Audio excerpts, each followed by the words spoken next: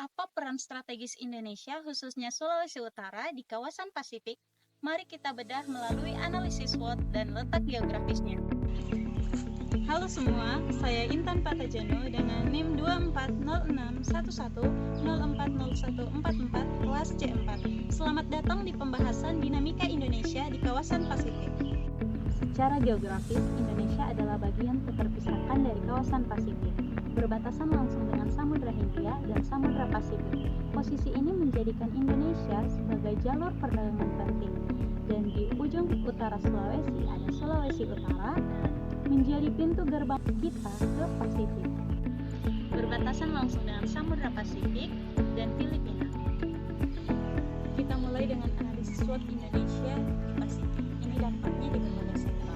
Kekuatan, kita punya letak strategis dan sumber daya alam yang melimpah yang mendukung ekonomi dan perdagangan. Namun, infrastruktur yang belum merata, ketimpangan regional, dan sumber daya manusia yang belum optimal menjadi tantangan.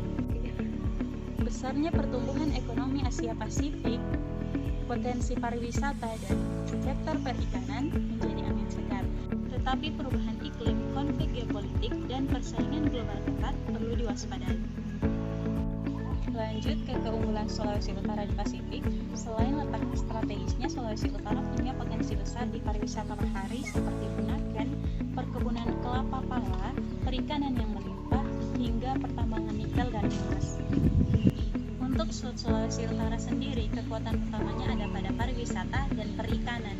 Kelemahannya ada di infrastruktur dan pengelolaan air bersih, peluang pengembangan pariwisata bahari dan integrasi ASEAN, serta ancaman seperti perubahan iklim dan persaingan global.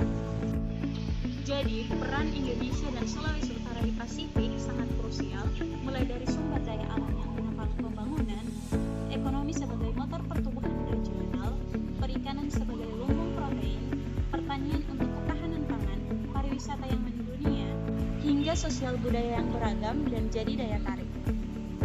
Memahami semua aspek ini fundamental untuk strategi pembangunan dan diplomasi kita di kawasan Pasifik. Mari terus optimalkan potensi dan hadapi tantangan bersama.